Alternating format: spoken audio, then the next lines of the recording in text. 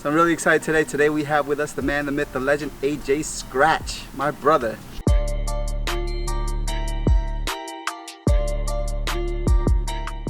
So welcome to KarmaKast number 3. The trilogy. Yes, the trilogy. I'm glad. So I'm glad to have my brother here today, AJ Sharma, or as we say in India, Ajay Sharma.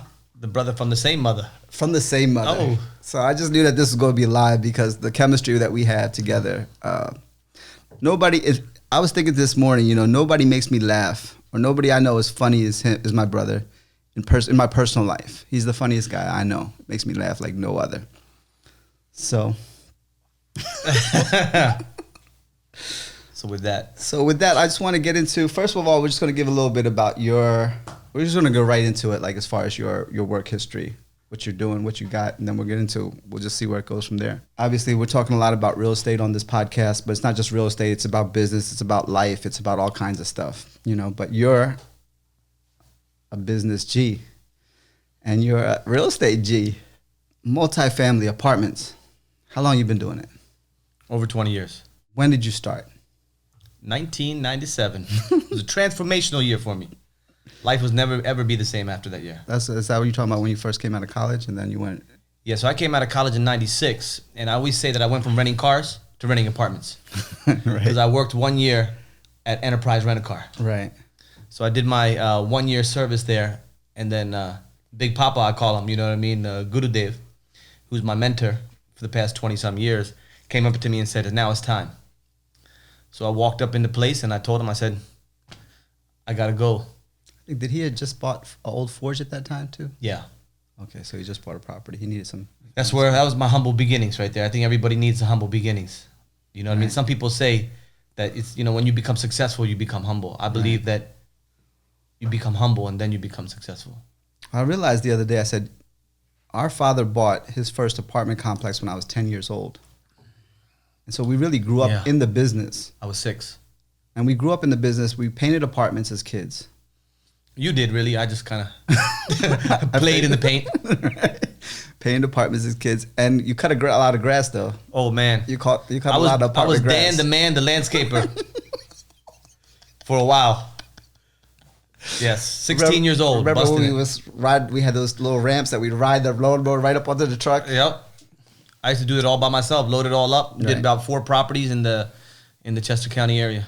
And we feel guilty if we didn't cut the grass. Yeah, I mean, No? Something motivates you all the time, you know what I mean? And sometimes it's the guilt that motivates you. Right. So now you're older, you're out of college, and you get in your first apartment building. You started as a property manager. Yeah. Now, when did you go from manager to business manager? Because right now, today, you're managing a huge business. And I was thinking, a lot of times we judge ourselves so much, and maybe this is not you, but I'm just saying in general, I know for myself, sometimes we judge ourselves so much, we don't really see what we're dealing with. We don't really see the magnitude. The magnitude, exactly, of what we're involved with sometimes, because we're just so used to it.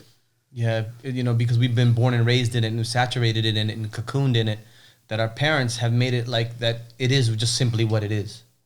You know what I mean? So that's kind of like has become a part of our being. Mm-hmm. Right. So when I made that transformation, it was like I went to California. I worked for 2 years, then I ran off to California, and I did some things that I needed to do for myself at that time. Right. And then when I came back, then I was thrusted into the business to become a business owner. You know what I mean? Where I really realized that, yes, I'm renting apartments, I'm managing apartments, but I'm also beginning to manage people who rent apartments. And today, how many units do you manage? So apartments is about 2,400, and then we have what's called a short-term room rental, and that will push us over 2,500 if you use them. They're not really apartments, but they're short-term room rentals. You're talking about the Hamiltons? Yeah, Hamilton Tower in Allentown. They're pretty much just like apartments. Which is just, 50% of the people are long-term. And how many are there in Hamilton? 120 rooms. 120. That's an interesting building, huh? It's a very interesting building. We could spend a whole episode on that. Right. But it's a need for it. There's definitely a need for it in the city. Right. That's great. I'm glad that really, worked out, because I remember when you originally bought it, you didn't really know which way to turn with it. Absolutely. Think about, is it a hotel? Do we keep it a hotel? Do we turn it into apartments? The mayor approached us, wanted to turn it into apartments. You had the business school there downstairs. Yep. What happened to the business school to offer the commercial space? So then they really realized that space wasn't really sufficient for what they really needed. They moved into another bigger building. And then after that, they lost their funding, which was all government funding. What did you do with that space that they occupied? Converted into rooms, because that was the only thing that we could really use it for. Okay, great. So, and it's a good cash flow there? Oh, yeah, absolutely. It's a good challenge, too, on the day-to-day, but you know what I mean? So you've seen a lot of deals, multifamily deals, big deals. You've walked through the whole process of the deal, from walking the property to touring the property to then doing the due diligence on the property to closing on the property to taking over management on the property and then sustaining management on the property. What's the craziest deal you've done so far? Brandywine Village in Allentown. About 450 apartments. When we took it over, it had 150 apartments vacant. A lot of them with mold and mildew and all types of issues. Right. And the only reason why we got it was because the other person who was supposed to get it, didn't want it because of the amount of work and risk that needed to take place. That's what we've basically done. We've taken on the properties that nobody wanted to put roll up their sleeves and do the heavy work, heavy lifting. Yeah, but those are the ones that are they're most challenging, but they're the most rewarding also as well. Exactly. They're the most profitable in the end too, over a long period of time. Right. And so tell us a little bit about that. I know that it was originally called Addison. Yeah, it was Addison had a really bad name. Twin Village from the 1970s. Had a really bad name, and you already had a couple properties in the surrounding area. Oh, it was right in our playground. It was right in our playground. It was a no-brainer because it was right there, smack dab in the middle. And we had approached these people many, many times to see, but we just couldn't crack that shell. Mm-hmm. So then, when opportunity knocks, you got to step up the game. And that's what I learned from my mentor, is that everything that you have done has prepared you for that when that opportunity shows up. And if you don't seize that opportunity at that time, you lose that opportunity. Right. So, we stepped up in there, and man, you just get right in there. You just get right in there. I mean, there was all types of abandoned cars and empty apartments, and the police had used an empty apartment to basically use so that they could bring some order and safety into that community, because the more empty shells you got, the more darkness shows up. Hey, didn't they have the bulletproof glass or something? Yeah, well, it wasn't bulletproof, but they had a guard. Yeah, they had a guard. Basically, you had to go through the guard in order to get into the office. Yeah, right. And then they had glass, didn't they, or something? Yeah, yeah. When you walked in, there was a guard. You could only slip stuff through the little hole. So as soon as you took over the property, the glass was gone. That had to go. We took out the glass. We didn't need a guard anymore. It's all about. We had to keep our guard up, right? Put the guard we down. put our guard up, but at the same time, we had to release that you know what I mean? Because it just created this, it was a wall in between us and the customer, and we don't want that. Right. It's about service. And that property really took a lot of work, a lot of hard work, a lot of time. How long did it take to stabilize that property? It took about 5 years. The reason why was it wasn't about renovating the apartments. It wasn't about cleaning up the hallways. It was about basically creating a new reputation in the city of itself. You know what I mean? The city of Allentown. That place had gotten a bad reputation, and that takes time to change. Exactly, it takes a long time. So you got to be in it for the long haul. Exactly. And that now, how long have you had that property? How many years? Cinco de Mayo is going to be 15 years. Cinco de Mayo, May 5th is the 15 years. Yep. So 2005. So, and this is one thing that we do that's pretty interesting. It's very different from a lot of investors that buy these type of assets. 15-year loan. Yes. 15 years is coming up. So that means in 15 years, we're putting the cards on the table, but in a couple months, you'll have the completed 15 years. You'll also have 100% equity in that property. Time to scale. You have 100% equity. So now a property that we bought, I can say, but even though it's your deal, but we're family, so I don't. But a property you bought 15 years ago, paid off the debt on it, full equity, and the value and the appreciation, just a multiplier. If we were to take how much was paid for the purchase price and then put it on today's market price, how many times has it grown in 15 years, the valuation of that property? You know, that one property. Just to throw it out, it's doubled. At least doubled in 15 years. Oh, definitely, no doubt. Yeah, I was certain of that, and that's kind of a trend we see. Within 15 years, the valuation and the value increase on multifamily apartments, it's doubled, and you'll never get that on a house. A lot of people now they're getting these 10-year balloon type of mortgages. Right. They pay interest only, and then after that, I mean, now these are individuals who are coming together and buying big maybe properties. A-class properties, Right. and you know what I mean. It's a tax shelter, and that gives them an opportunity to hold it for 10 years, Right.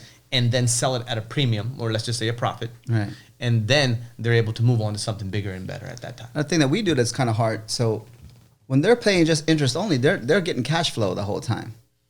Yeah. They're getting the cash flow on the deal. Then in 10 years, they're getting the appreciation of how much, and they haven't paid down any equity.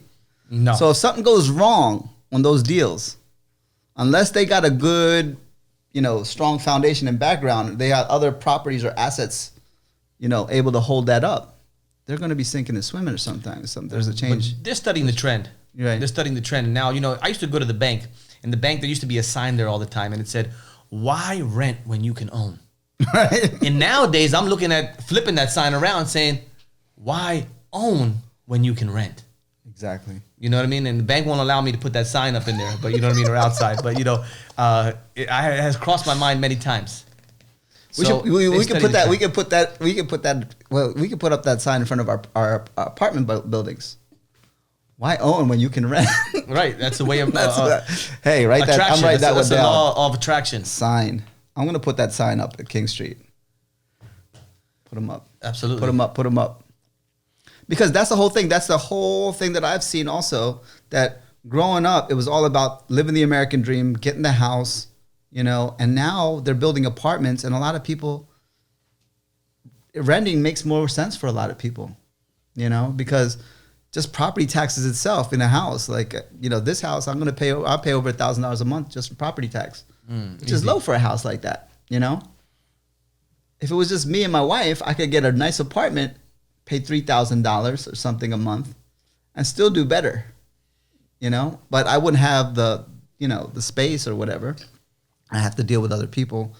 But now a lot of the upscale communities, not in our area, because we're like we're in the boonies pretty much. We're in Pennsylvania. We're in the country. But I would imagine like a lot of the metropolitan areas like Los Angeles, New York, Miami, those places, for those people, renting makes a lot more sense than buying a house and maintaining a house. Absolutely, no doubt. I like my house. I'm not going to rent. And luckily, by our income properties allow us to own our house. And so, yeah, that's really interesting, And that's the whole culture is trending because now the millennials are like they're like the largest part of the workforce now in 2020. They're like half of the workforce, I think, is millennials now. Millennials don't have that house type of thing. They want to be mobile. They don't want to lock themselves into 30-year mortgages, and we're moving more and more towards that mentality is changing from, having a house to becoming a renter. One of the biggest builders in the United States is the Toll Brothers, located very, very local right here in PA. Right. And in the early 90s, there was a big boom for housing at that time. And people were buying houses and all types of stuff was going on and a lot of growth was taking place. And, the industry was booming at that time. Now the Toll Brothers are building apartments. Or small townhouses. Or townhouses, They're not building the big ones as much. They're still building it. They're actually really, really big. So they're building all across the board. But they saw a trend now taking place after, the millennials came in and everything like that. And, so they're already in that. That's a great point. They're already in that place already. Because they built that place in Phoenixville that just sold. They traded, they built it, they held it, and then they sold it recently. Yeah. The big place. We don't even know what it sold for. So they study the trends. They know what's in, and they build it. Right. That's a very good point, and that's what we see at even the major cities here in Exton. King of Prussia has been going on for 2-3 years now. But now Exton caught on, and Exton's on fire with they bought the mall parking lot. They built all those apartments. Yeah. And then you see the main street at Exton on the other side, right catty corner to that position. They're building all those new apartments, and then you have up and down 30. You got the Kiev flats. People are willing to pay for convenience. You know what I mean? They want to have that convenience to take their pet out to the park. They want to have that ability to walk right into shopping areas. Right. You know what I mean? And then also live right there is also as well too. Right. So we want to pull out the car. You know what I mean? That's why Uber has become so dynamic. You know what I mean? In places like that, Right. they've created such a convenience now for individuals. So now with all this increase of apartments, does that affect you in any way? If they're building all around there, even in Allentown, where most of your properties are in Allentown, Yeah, good chunk of what you have is in Allentown. They got the cranes up there in Allentown. They're building. So those properties are operating at A-level. A-level amenities, A-level rent, and A-level, they're getting the government assistance also as well too in Allentown as well too. So they're getting a little rebate kickback from the government and all that stuff like that for new construction in the city. And tax abatement. So there's a lot of, tax abatement and stuff like that. We're in the C-level property.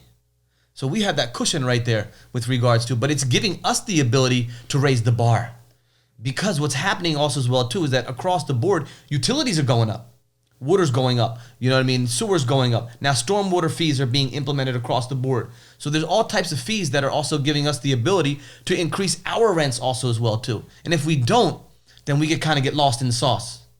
We got to really step up our game also as well too. So it's actually giving us an opportunity to improve our product, at the same time improve our rents also as well too. And I remember back in the day, Allentown, it was so hard to get apartments rented. Yeah. Now that's not even an issue.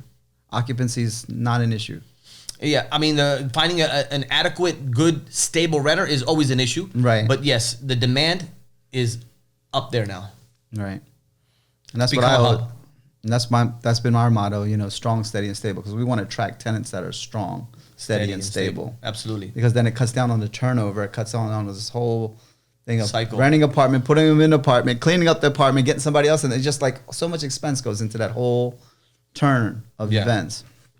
So that's good. So that's the thing that also too, because I was like the rebel in the family, right? Yeah. Can I get an amen? Can I get an amen? I have another word for you. What's your word? The black sheep. The black sheep, the rebel. But even the black sheep and the rebel, sometimes they come into alignment, I guess, with perennial wisdom. Absolutely. I mean, Parental wisdom. You learn Here from in this people case. what to do, and you also learn from people what not to do. Right. Also as well too. But in order to push the barriers, you got to be that black sheep. Yeah. In order to expand the horizon. So in my mind was like, I just got tired all these years of doing the same thing, of getting like sort of quote unquote trash properties, Monotonous. and then like dealing with all the headaches of, just cumbersome headaches of dealing with lower quality tenants, and just like, I'm tired of this. I want to get like some A class, I want to get something. I want to get a better quality product and a better quality tenant, so I have less headaches. And it is until now that I realized, looking at the market, looking at the cycles, looking at everything, that the real money has always been in C class. And thank God, like I still have as kind of like a check on my list, my bucket list, if there's such a thing, to one day have an A class property. But it's not I don't think that way anymore, because just like buying the C class property and the turnover and the valuation, the value add and everything that we gain from it. Yeah, we deal with a lot more headaches, but if we get better, we've gotten better at managing them too. Mm-hmm. And we've learned from our experiences. So you can't not, as our business is always solving problems and dealing with stuff. And over the years, you just get used to it. You get used to the bigger, last year we had one building in Reading. We couldn't find the gas leak or something. They shut off the gas. And so when they're shutting off the gas, they shut off the hot water. So this building had no hot water until we could find this leak. And then we started banging on walls, breaking down walls to find a gas leak. And then finally, solved the problem. But, water main pipe one day bust at the same property.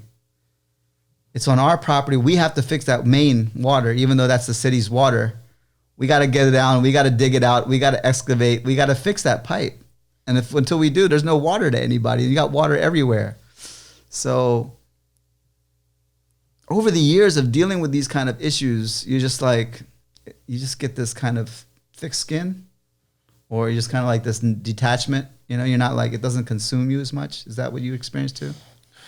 Well, The first thing, going back to the A-class property, you know what I mean, is that C-class property only pertains to us because the age of the property in which we buy it. We buy properties that are built in the somewhere anywhere between 50s, 60s, and 70s. You know what I mean? Mostly are in the 70s. In that time frame. So that's what puts us in that thing. But what we strive for is to provide an A-class service to the C-class properties. Right. You know what I mean? So that's the main thing. You know, that's always been my thing, to try to take the C-class properties, or even like if it's less than C-, and bring it to a B- area at least. Yes. You know, You got to take it step by step. You can't control the city and the area, but you can control at least what you develop into. It's the like property. a big ship. You know what I mean? Rolling in the sea. You just can't do a U-turn like a car. You know what I mean? You got to begin to move that momentum slowly so that it can begin to change direction. So that's exactly what you're talking about. Right. With regards to all the challenges that come up with real estate and multifamily, that's why this business is not for everybody. Exactly. You know what I'm saying? And people come up to us all the time saying, you know, how can I get in the game? How can I do this type of stuff like that? How can I be a game changer? And it doesn't really work that way because the bar is getting higher and higher and higher. I'm not trying to deter you from taking that leap or that step. But at the same time is that those challenges like you just talked about will always be there. And they'll always be showing up. But you know what? It's all about the risk and it's always about the challenge. And you grow from that process. If you're not growing, what are you doing? Right. And that's what our mentor really got good at, is handling the risk. Being able to assess the property, look at the deal, and evaluating the risk. I still haven't got that. He's not really much of a risk taker, actually. If you look at his formula and his plan, the way he does it, he doesn't really take a big risk. You know, in the beginning when he first rolled the dice on the first one. Now, this takes us back. We're going to kind of just jump to something, but it's all relative. Do you know why we're in the apartment business today? I got a basic idea. He tells me stories all the time when we drive. Right. He spends a lot more time with my father than I do, because I'm the rebel, the black sheep. Dude, going to do it my way kind of thing. But anyway, the reason why the other day, and he reminded me of this, I've heard the story before, but one day our father visited a friend in New Jersey, and the guy had a triplex.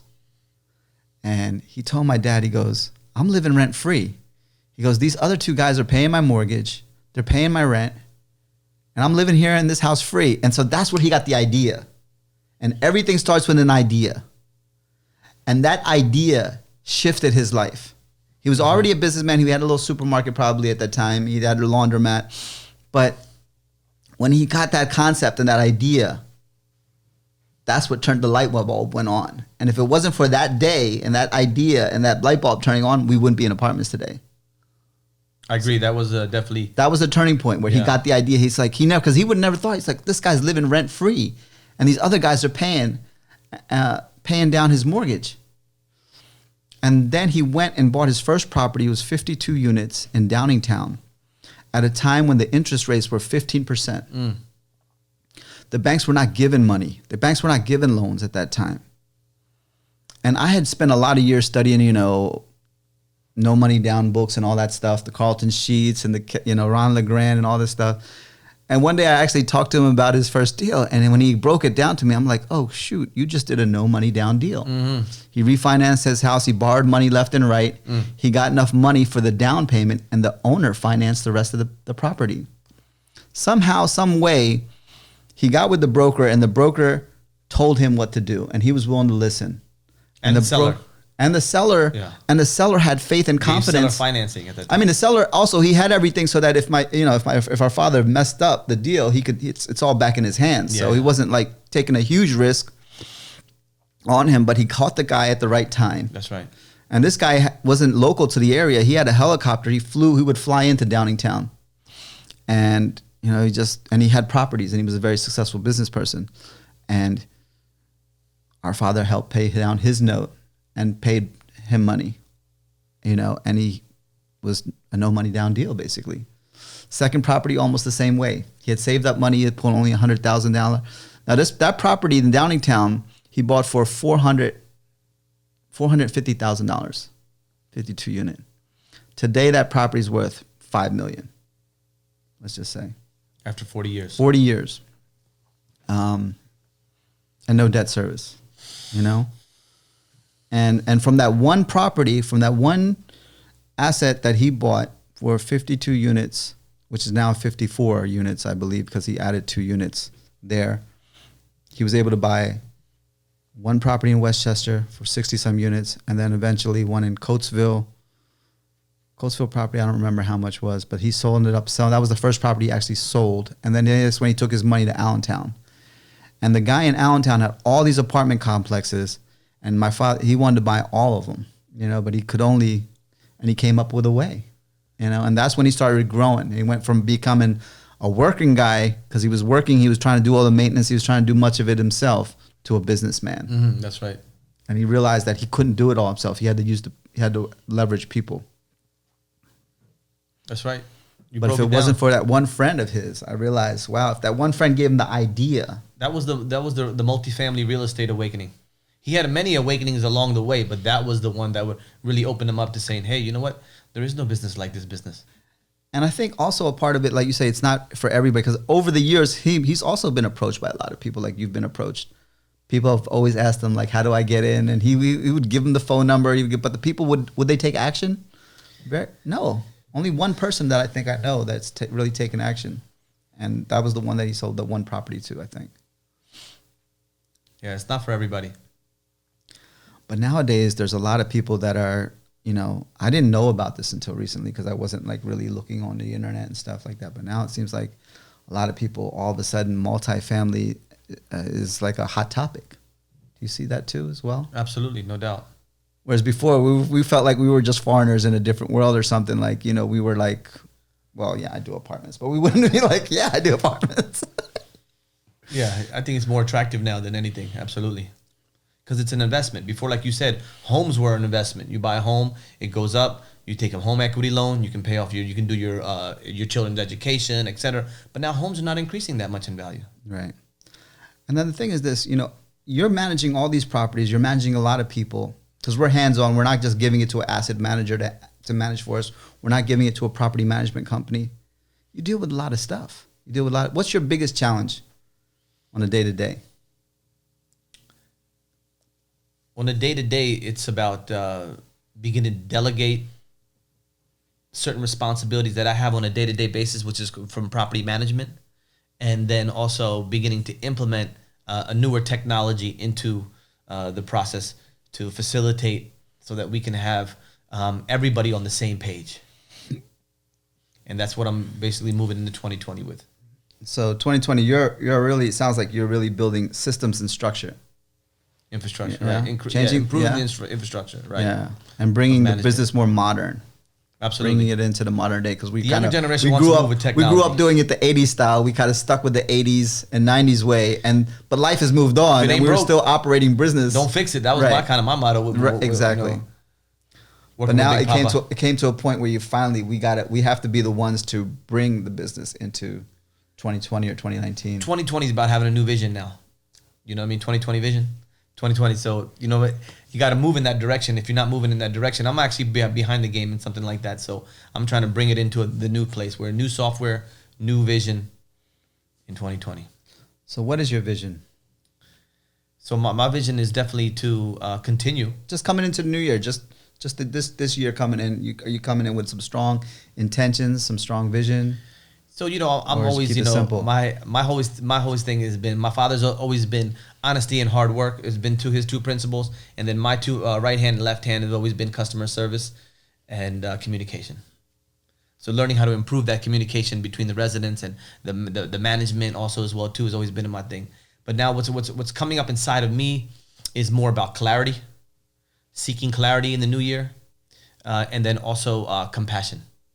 And that's what's going to be my next question, because you spoke about that at the lunch, the compassion piece. What do you mean by that? Compassion piece is that, I want to continue to keep on improving the product that we have. And then that's basically helping the individuals in our apartments to provide better service for them also as well too. And then the compassion part, I think, has always been there, because like you said, we always buy properties that are dilapidated, mismanaged and stuff like that. And then bringing that to another level. That's the part of it. If you're making a difference, you know what I mean, in creating a strong, steady, and stable environment. So moving from distressed to strong, steady, and stable, compassion's got to be an integral part of that. Yeah.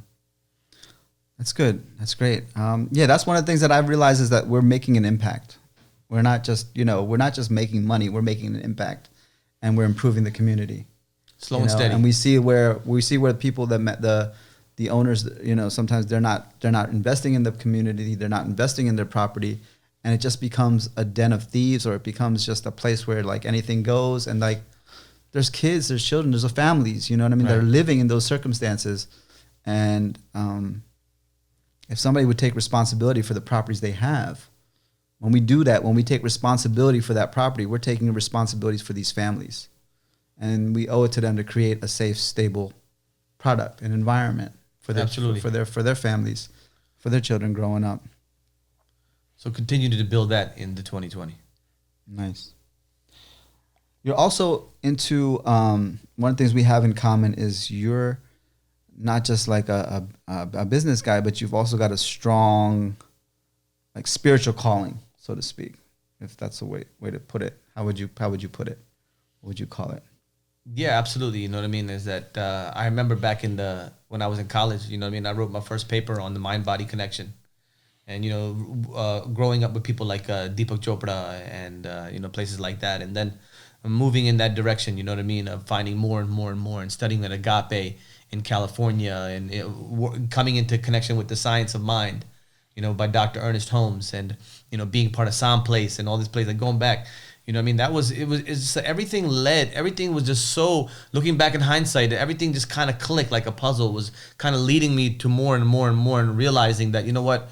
Yes, you know what I mean? Is that there's definitely more involved in what we're doing and stuff like that. And yeah, you know what I mean? It's definitely a deeper calling into realizing. So another thing that's become really a part of your being is understanding that your mind is so important. Your mindset is so important. Absolutely. On a daily basis. Like the one brother online says, PMA. Bobby Castro. Having positive mindset. Positive mental attitude. So, Clement Stone, have you ever heard of him? Clement Stone? No. He wrote a book back in the day called PMA, or Positive Mental Attitude. And he was a student of Napoleon Hill. And Clement Stone was like, one time he became super, like, a rich insurance guy. And I remember I used to be so obsessed with like self-study programs and Nightingale Conant. Remember all those videotapes? I would always get those tape courses. Yeah. So I had the course. Still got a box of it in the basement. Oh, good. So I had a course from Clement Stone, and he starts off the course saying, a guy got in my car and put a gun to my head and said, I have nothing. You have everything. And I was not afraid. That's all I remember. Like, this guy is like so much into the whole mindset thing. But I always remember that little part of him. This guy had such freedom from fear, he says, that the guy said, put a gun to his head. He was able to just talk the guy out of it. And so positive mental, what do you do to create that PMA, to create your positive mental attitude? So, in order to go straight to the mind, in order to create, you can do all types of stuff now with technology and online apps and everything like that. It'll drive you crazy. Feed yourself on It'll drive you crazy trying to get basis. your mind right with all but that. what has worked for me is beginning to work with my body. And work with my body simply means is that I use yoga, and I use pranayama, and I use different type of things like that in order to approach the mind through there. What's pranayama for somebody who doesn't know? Pranayama is just the different breathing exercises that we do in order to expand our awareness, calm our body, and then really enter into a place of stillness into the mind. So, but in order for me to go there, I got to go through the body. I got to use the breath so that I can enter the mind. Because that breath is the bridge for me from the body to the mind. Right. And the soul. And the soul. And the soul. Connects us to our soul. So, I mean, for me to go straight to the mind, I don't know. I deal with a lot of nonsense for me. I don't know about anybody else. You know what I'm saying? But as a manager, you're not just managing your own mental attitude. You're also managing the people that work with you a lot of times. Yeah, which that's a challenge. Dealing with personalities, etc. I've always wanted to like have, and I've never done this, but this year we're starting to do it already now, to have meetings with my managers and talk about things. We've never really done this. Talk about like, how do you answer that phone? How do you close that deal? Teaching them some sales. Just some simple stuff. Because I whenever I'm in the office, I listen to them how they answer the phone or something. And then once they get off the phone, I'll give them some critique on a one-on-one. But I've never taken everybody and say, okay, we're going to meet for lunch today, and we're going to talk about answering the phone. Like, you call me as a tenant, how am I going to deal with this? One thing I got them to doing is try not to waste a lot of time on the phone. Try to pre-qualify them first. You know, recently we met with. It's really interesting because recently we met with Elliot Burris, and Elliot Burris is one of the top leading AI, which is artificial intelligence, like Siri and Alexa and all that. AI, artificial intelligence in real estate. He created a company called Dynasty, and Appfolio bought Dynasty, and he's now working with Appfolio. He's a vice president at Appfolio as well. So he recently came to our office last week or a week before, and he showed us the demonstration of Lisa. And so this Lisa is this artificial intelligence that when somebody calls in, Lisa will text them immediately and start talking to them, start communicating well, and setting up an appointment. And Lisa's whole goal is to get them to come see the property and gives them information about the apartment. But at the end of the conversation, when she goes through all the thing of lining up the tour, she goes, oh, by the way, we don't take ex-convicts. We don't take this. And she gives the whole pre-qualifications too at the end. Whereas though on the phone, we don't have a time to do all that because we're not a computer. We got other things to do. So I get them to do the pre-qualification up first on the phone to say, well, what do you have? How's your income? How's this? Any convictions? That kind of thing. And then go into, when can you come in?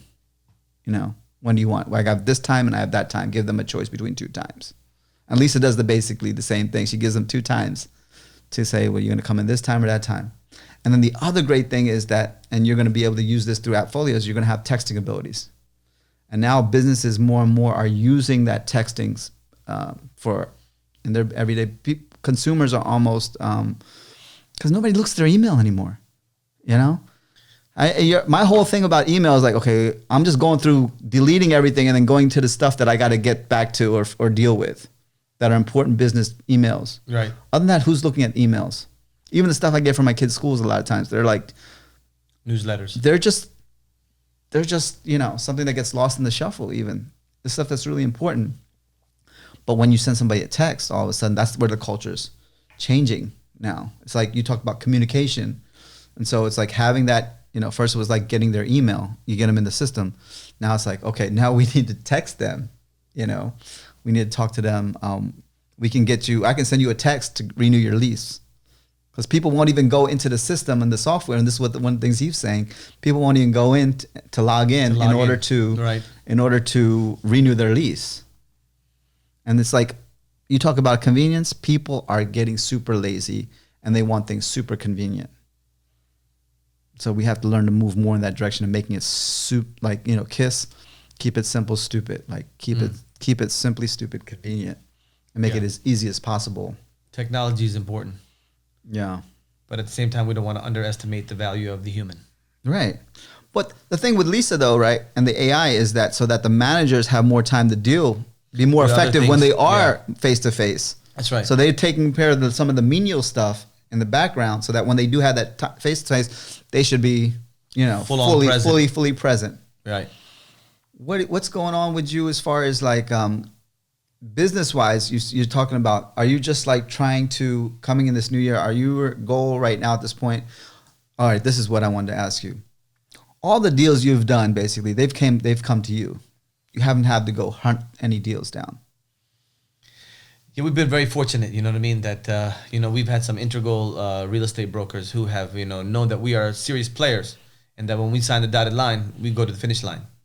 So, we've been very fortunate in that point. And then we've also stick to a very strategic area also as well, too. And that's what made it kind of, our kind of, little niche market, you know what I mean? But, we haven't expanded beyond that. So. And like the apartment brokers that we deal with, they kind of know what our buying range is. They know what properties to bring our way. What fits our critique. Yeah, and some of the other properties that they have, they don't even waste our time with it. They're like, we're not even going to talk to Roger, AJ, or Pankaj because, they have their other set investors that they know. So, but we've built a name in a specific niche. That's right.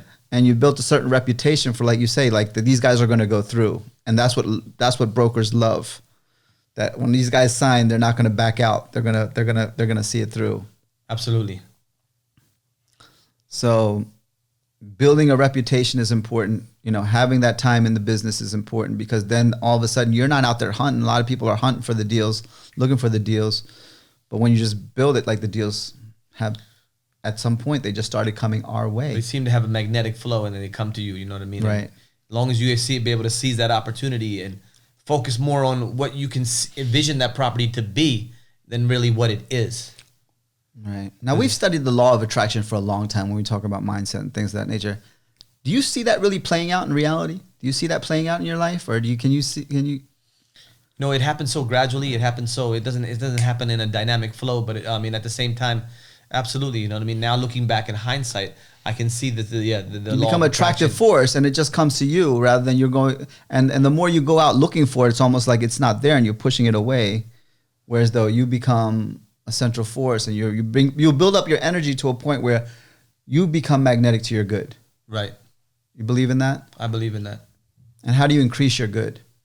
How do you increase your magnetism to your good? It's on a day-to-day basis. You know what I mean? You got to stick to the basics, and you keep on going at it day in, day in. If somebody day doesn't out. know, if you want to just tell somebody right now, this is how you increase your good. You want to become more magnetic to good, this is what you got to do. I don't know. That's a good question. That's a tough question. So you already kind of answered it because you talked about breath. You talked about the body. By being the breath in the body and working on that level, you're clearing out your mind. So you're becoming clear up here. You're getting that clarity.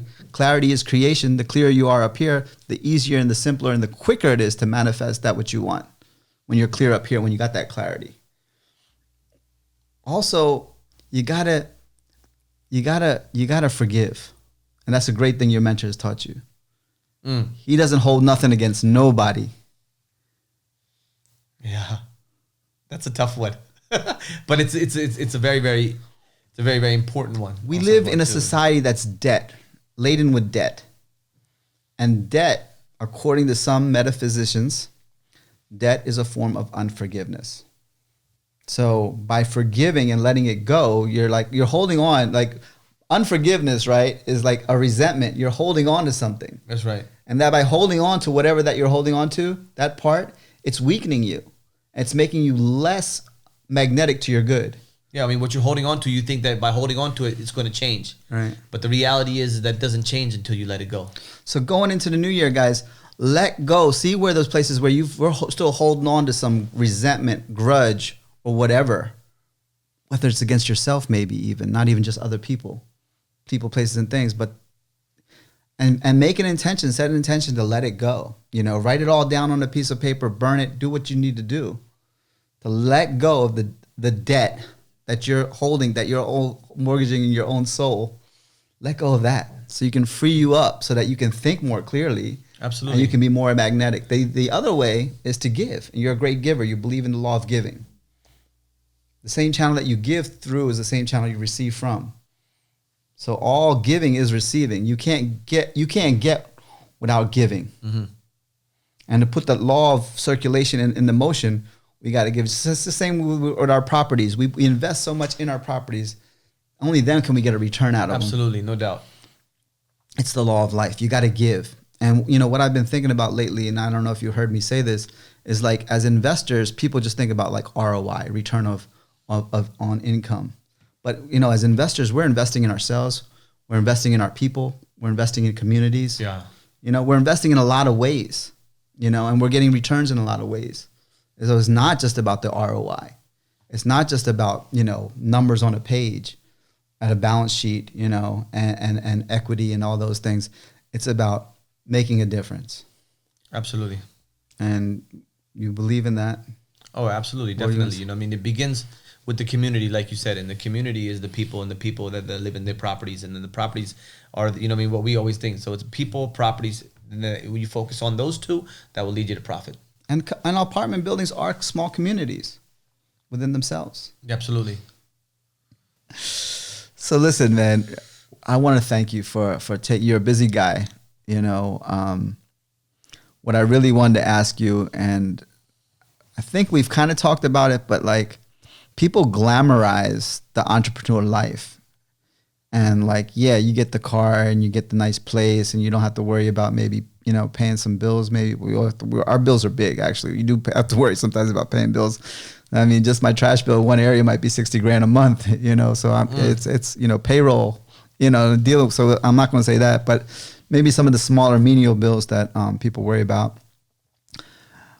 But it's not easy.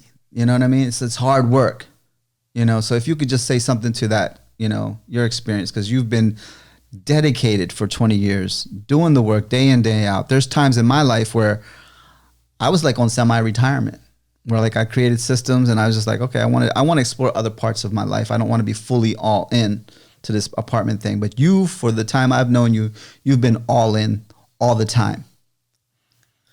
Yeah, I gotta give all, definitely all praise to my mentor, because he's always been all in all the time. You know what I mean? And it's due to his ability and his foresight and his ability to see that type of stuff. And then I've kind of just been in his cocoon for such a long time that I've kind of always dug in deep also as well too, and got fully involved. There's been times with me too that I wanted to step off, and I still daydream about it. You know what I'm saying? I'm not gonna lie. You know what I mean? I wanted to get involved in the restaurant business at one time. You know what I mean? I had this lofty idea. You know what I mean? But he popped that that bubble so that I could begin to see really what it is, because I like to focus on what I know how to do. But sometimes the grass does look greener on the other side, but it's really not greener on the other side. Exactly. And I've kind of realized that, in the process. So yeah, it's a very, very challenging business, but at the same time, without no challenge, there's no fun. Right. Without no risk, there's no goodies. Somebody told me long ago. And, shit, I just lost what I was thinking about. I was going to close with something, but hey, thank you so much for coming out. And, My pleasure. What I did want to say though, every time I think about shutting it down, I come up with the next question. You've been under the shadow or shade of your mentor. Now you're at the point of really breaking out into your own. That's really, between you and me, and not on tape or camera, not on camera, like that's also been a big part of being the second generation, because a lot of people. I want to share something about that. Yeah, you brought something up. Yeah, so I just want to, go ahead. Before you finish, we're going to keep this in there. We're going to keep it real. Though I talk about giving praise to all my mentor and stuff like that, I've kind of always been in his shadow. You know what I mean? And then now, yes, I see there's a shift taking place. And then part of me is kind of kicking and screaming. I'm going to tell you the truth. You know what I mean? About, having to step out now and kind of like, make my own decisions and do my own thing. And the one thing that I've been kind of struggling with is that in order for me to scale, in order for me to grow and inside of myself and scale the business also as well too, is that I got to begin to release a self-doubt. You know what I mean? And I got to come into a place where I feel more confident with myself. Right. You know what I mean? In order for me to do that. So that's something that I'm struggling with. And it's coming to a time where it's like, you know what? Yeah, you've been taught the basics. You know what I mean? I see that that's what you're making, that you're starting to make that shift where you're starting to come into your own now, and you're starting to you're like taking ownership. Whereas before it's like, go, if it ain't broke, don't try to fix it. Right. You know what I mean? But now I'm realizing that, we need to step it up. Yeah. You know what I mean? And no matter how great our mentor is, or anybody's mentor is, there's going to become times where you're going to have to you're going to see things that they don't see. Absolutely. Or you're going to have to bring things to the table that they haven't yet brought to the table. And what works for him, absolutely. But the things is that everything is evolving. This business is evolving. You know what I mean? The whole planet is evolving. We as human beings are evolving. So we got to grow as well. We got to change. And I'll say this, and I make no apologies about it today, but a lot of times people talk about people that are self-made and people who start from nothing and become something, like our father, right? But what about the second generation, the challenges that they deal with? The third generation, a lot of times the statistics say that they lose everything or they lose a lot of it. But the second generation, we have our own kind of burden to carry and our own challenges and issues that we deal with. Yeah. Being the second generation, being raised up under a self-made person, and having to take that torch and carry it forward. Absolutely. You got that's that creative force. That's a heck of a journey. You got that creative force that began it, and then now you got that sustaining force also as well too. And that's like our generation right now. The second generation is, how are we going to maintain this? Right. You know what I mean? And keep that momentum going. Right. That's the question, right, that we need to ask ourselves. Right. Absolutely. Well, it's been great, man. It's been a great time. Yeah, thanks so much for coming out. Absolutely. My pleasure. So, I love you. Love you too. Jai Mata Di. Jai Mata Di. Mata Rani ki jai. Hey, thank you so much for tuning in, and hope to see you again. Now that we've had three KarmaKast, we can now go on iTunes and Spotify. So check us out on iTunes, Spotify, and we'll see if there's any other platforms that we want to go on for audio. All right? KarmaKast. Thanks again. KarmaKast, With a number blast. 3. KarmaKast, catch the blast.